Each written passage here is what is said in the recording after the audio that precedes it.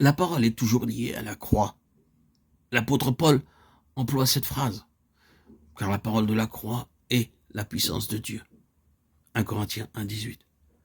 C'est la puissance de Dieu, c'est la sagesse de Dieu. Nous savons que le mot utilisé est le logos de la croix. Le logos est la combinaison d'une pensée, d'une expression de manière personnelle. C'est la parole dans une personne liée à la croix. C'est la raison pour laquelle c'est écrit de cette façon, par le même esprit qui est l'esprit de connaissance et de compréhension dans le livre de l'Apocalypse. Et il était revêtu d'un vêtement teint de sang. Son nom est la parole de Dieu, Apocalypse 19, 13. Vous constatez les deux choses, le vêtement teint de sang et son nom, la parole de Dieu.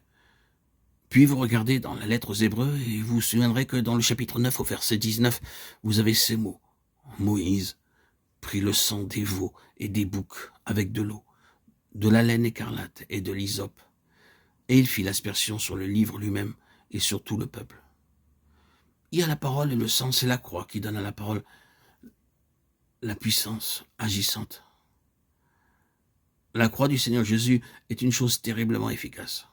La croix du Seigneur Jésus, dans sa valeur spirituelle, brisera tout ce qui se dresse dans le chemin de Dieu. Elle défrichera le terrain de l'ancienne création.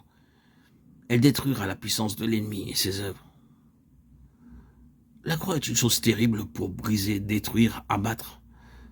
La croix, sur le côté de la résurrection, ne connaît aucune limite pour donner de la puissance.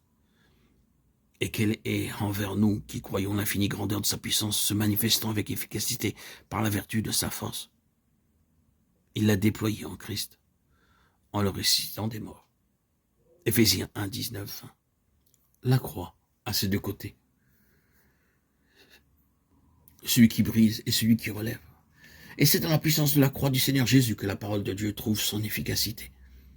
Il devient la parole de la croix, et le vêtement teint de sang, et le vêtement de celui qui est la parole de Dieu. Et en tant que parole de Dieu, il obtient sa puissance par le moyen de la croix. Christ crucifié est la puissance de Dieu. Quand la croix a sa place dans nos vies, la parole de Dieu est énormément puissante. Un prédicateur non crucifié est un prédicateur inefficace et stérile. Le ministère dans la parole de Dieu de la part d'une personne qui n'est pas un ministre ou un vase crucifié est impuissant, infructueux, stérile. Trouvez un homme crucifié donnant la parole de Dieu et vous saurez qu'elle sera efficace, fructueuse, puissante. Prenez Jérémie comme une grande illustration de l'Ancien Testament. Si jamais il y eut un homme crucifié en esprit, ce fut Jérémie. Il porte les marques de l'homme crucifié dès le début.